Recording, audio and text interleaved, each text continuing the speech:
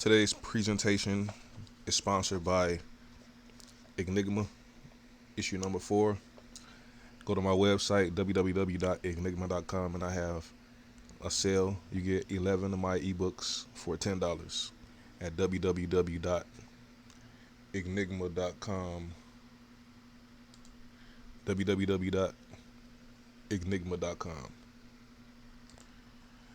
I was in Harold's Chicken earlier, and homeless lady walked in.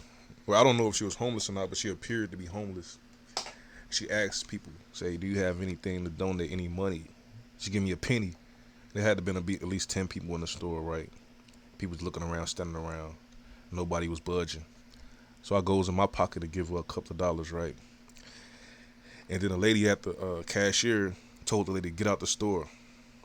And I went to pay for my food.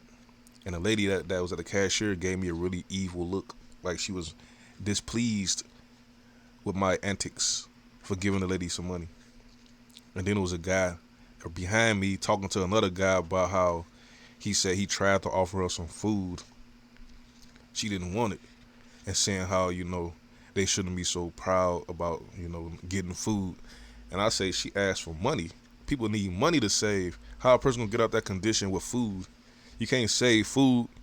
There's only so many calories you could consume. So if everybody come and give you a food, you like dumping like the garbage can. How is that gonna really help you get clothes and shoes? It's not the barter system. It's not like you could take the chicken from Harold's Chicken and go to the store and trade it in for some clothes, some soap, some toothpaste. We need cash. That's what I try to tell the guy. And I thought about it. I say maybe this is the reason for the black community's plight, because we forgot about giving and helping people. We're so selfish and stingy. And then as I finished my order, behind me was not behind me, but a couple of people behind the person that was behind me was a white man. I guess he was an Arab, but he looked like a white man, right? And these black dudes just started talking to him, kissing up to this guy. And I guess they tried to sell him some weed. Then the white man pulled out his weed. You see what I'm saying? And they just kissing up to this dude, like kowtowing to this dude that they don't even know. Two black dudes kissing up to this white man, trying to be his little buddy, talking about, oh, let me get some of them pounds or whatever. Just, I'm like, why is these dudes showing such reverence to this white man? And it occurred to me, because he's a white man. He's the epitome of power. He's the representative of God in the eyes of black men and black women. So the biggest desire is to get in close proximity, to get into the white man's shadow, to receive some of his blessings, or to be blessed by him personally, because they believe that he has a connection with God. But in reality, he is God. He's not the God, but he is God. Because God is whoever you worship and give glory and praise and fear and give sacrifices and resources and thanks. That's God. It reminds me of, in the Holy Quran, Nimrod found out that Abraham was teaching about a God other than him, because Nimrod was teaching that he was God. Abraham was a Chaldean, ancient Babylon, Mesopotamia, the same as Nimrod. But in the Holy Bible, this story is not mentioned. It's parallel, but it's not like a confrontation between Nimrod and Abraham like it is in the Quran. Nimrod came to Abraham with his army and confronted him about this God that he was teaching. And Abraham said, surely Allah is the one who caused death and give life, caused the sun and caused the rain and all of this, caused food to grow. Nimrod said he could cause the food to grow. He can give life and cause death. He's God. Then Abraham say, surely it's Allah that makes the sun rise from east and set in the west.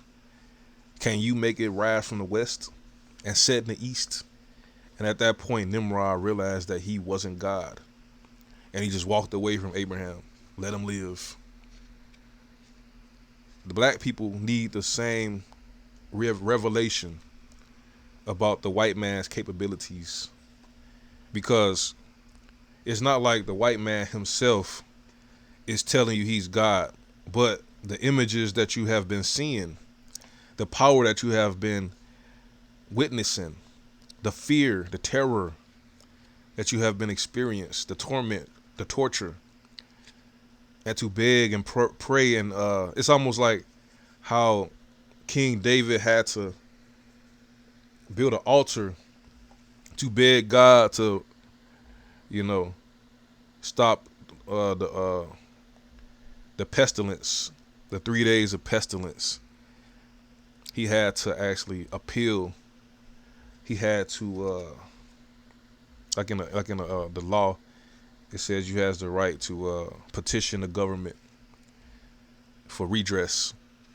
The black man sees, the black people feels that they have to petition the white people, the white man, the idea of the white man for all things. We don't feel that we have to petition God or to go to God or to fear God, because in an absence of the white man, black people are different people. And this philosophy has been taught being two different people by the likes of W.E.B. Du Bois in his book Souls of Black Folks, and his black Greek organizations, the double consciousness, how you got to be a certain way around white people and a certain way around black people, as though they deserve for you to be a whole nother person. Whoever you fear, whoever you praise, whoever you give tidings or gifts, blessings to, whoever you support is God, because that's what the children of Israel did for God. You gave 10% to the God. You feared God. You feared sinning because God was going to curse you for your sins. You look forward to doing good because God was going to bless you for doing good. But you looking at the white man, you want him to give you something, give you a job, give you money, give you rights for your good deeds. And you fear the white man. You don't want him to know your bad deeds. The judge, the police officers. And you fear the retribution, the divine chastisement that the white man is going to bestow upon you, like he's the God. The whole world looks at the white man as God. And I think if you read the Bible in the book of Exodus, when he had the 10 commandments, the first commandment is, thou shalt not have no other God before me. He's a jealous God. So I think God is very angry and upset. The reverence, the praise, and the fear that the Negro gives to the white man. And it's a parallel, because God delivered the American Negro out of the hands of the oppressive slave owners, gave us land of our own, gave us farms, schools, power. But there was a certain group of Negroes who wanted to go back to the plantation. They wanted to be next to this white man. You couldn't imagine life without being with the white man. So they had petitioned the government for the 14th Amendment, citizenship, petition the government for rights, petition the white man to join his government. Just like in the book of Exodus, the children of Israel kept trying to kill Moses to go back to Egypt. The book of Numbers, they kept trying to kill Moses because they say, when we was in Egypt, at least we had food to eat. Not this manna that came from heaven. They had water to drink.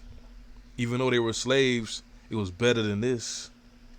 So they had a desire to go back to Egypt. And then when Moses went up to the mountain to get the 10 Commandments, they actually made an Egyptian god, the golden calf, and praised the golden calf for delivering them from Egypt. Whatever you praise, whatever you fear, whatever you desire, it's like when an average American Negro think of God, they think of a white Jesus, a white man. In their mind, there's a white man that they pray to. They get on their knees and ask this white man to bless them. They're not asking Allah, because Allah is the real God. Anything could be a God. You know, this book, you could make this book into a God. Whatever you give praise and fear and glory to is your God. It's like in Hinduism, they have 1,000,000 gods that they worship. The pagans, they worship anything as a god. They worship the whatever, a roach. With anything they desire, they're going to say it's a god. But that's not the real God. And the blacks don't know the real God because they too busy serving and worshiping the white man. They give the glory, the fear, the honor to a white man, the white people.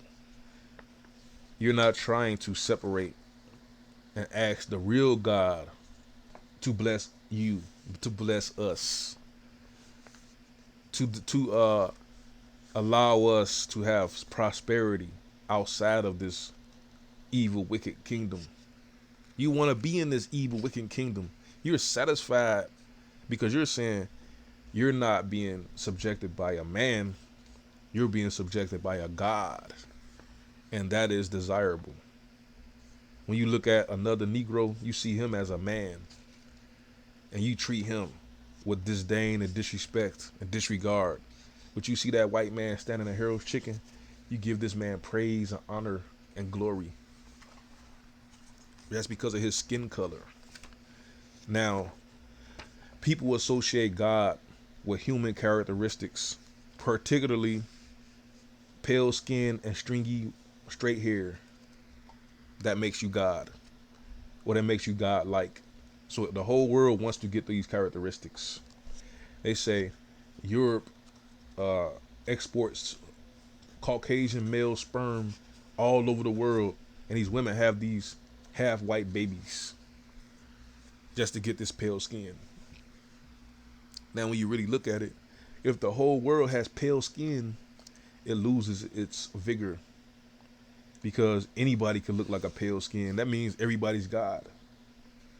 But when I look at the black people, I guess they could say, okay, they're God. They're of the family of God because they have pale skin. And they must oppress those who don't have the pale skin. They must eliminate those who don't have. They say, making heaven on earth. Like in the book of Revelation, they say God is going to establish heaven on earth. There's going to be a great multitude that's going to come along. I think this is what they think it is. They're going to make everybody have pale skin and wipe out all of the dark-skinned Negroes. And they think once they do that, the earth is going to be heaven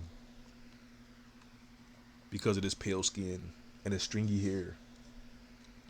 But I think they are deceived because everybody have pale skin on that side.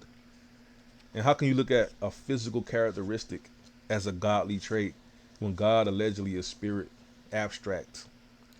They say God is righteous, good, giving.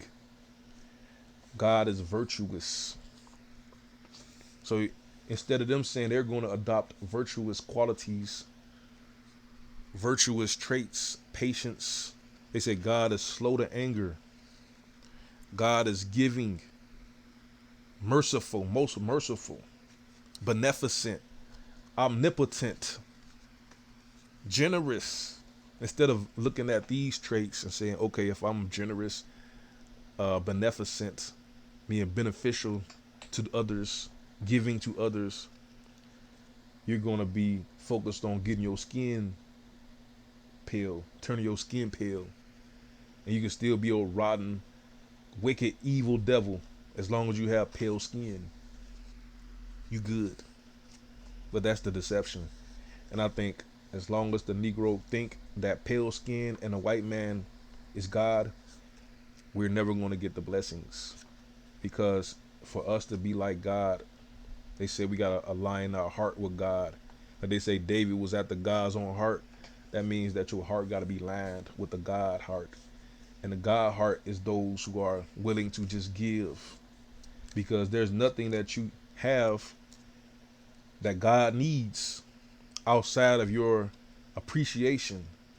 They say a earnest prayer is the real sacrifice. Not you burning crippled animals, giving $2, $10 to the preacher. What God gonna do with $10? It's all about in Islam. One of the pillars is called zakat, regular charity. That's giving us practice on how to be like the God, because this whole life that we're living is a donation. This is mercy. This whole earth could be destroyed if God wanted to. Then what you gonna do? Flood the whole earth. What you gonna do then? But you want to give the glory and the praise and a fear. You want to give the fear to the white man, the white man. But when California is on fire, when you have floods, hurricanes, and tornadoes, the white man is impotent. He's impotent. He's incapable of doing anything to save you. But you still give this man glory. This is not the God, but he is the God, because you give him the glory, the praise, the admiration, the fear. You fear this man. You fear the wrath of the white man. He has you in control, in check, without even having to put you in chains. This is the problem. And I was thinking about this also. How when you look at the world, and I try to look at how we write these articles and we write this poetry, and I try to compare how does the world, how did God write the world? You look at the sky, look at the ground and the air, right? Look at the water. You have something that's very firm and tough, like a mountain. Right next to it is water.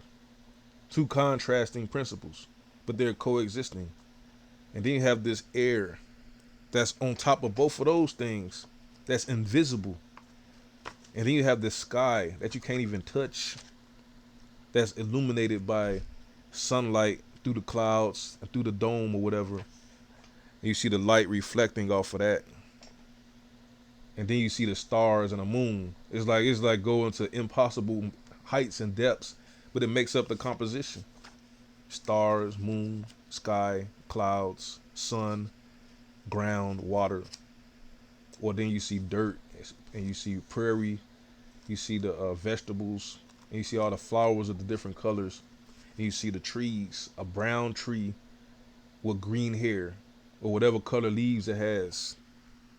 You're looking at all of this. Where is the repetition? Where is the rhyming?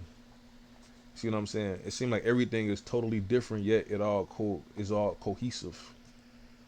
You see what I'm saying? It's all cohesive. But it does rhyme, because everywhere you go, you see trees. Everywhere you go, there's a ground. Even though the ground might be different. It might be a street, it might be a sidewalk, concrete, it might be a field, but it's still a ground. And then at the edge of the ground is going to be water. If you're lucky, if you're in America, it's water. You have rivers flowing everywhere. You have lakes, rivers, streams everywhere. Then you have mountains, deserts. And then everywhere you look, there's a sky. The sky always is different. You never predict how the sky is going to look, but it is a sky. You already know when you look up, there's a sky. What if you look up, there's no sky? What if there's a ceiling? You outside, you look up, there's a ceiling. That'll make a person lose their mind. If things weren't the same, like you look down, there's no ground. You walk outside, there's no ground. A bottomless pit. How would that you like we so this earth is so predictable that we take it for granted. we take it for granted, but it does rhyme, and it can be predicted, but it's always a slight variation. So that's when I write these poems. I utilize the principle of rhyme, but in moderation. It's not the cat in the hat. See what I'm saying? Nursery rhymes, because that's that shows the lack of creativity and effort, and it won't flow too good. Like when you flowing in a river, you see rocks sticking up, you see trees popping up over here. Sometimes you got the ground elevated, and then you looking at that. Every scene is amazing, and in the houses you see all the houses look different. Really, where we at, all the houses look kind of different. They all don't look the same, even though you know there's gonna be a house. It's a grid system where I live. It's a grid, so that was another thought I had about how the world is written and how it's so perfect that we take it for granted. But this presentation was presented by Enigma issue number 4. You can get it on my website as an ebook. You get 11 ebooks for $10 at this website. Hold on.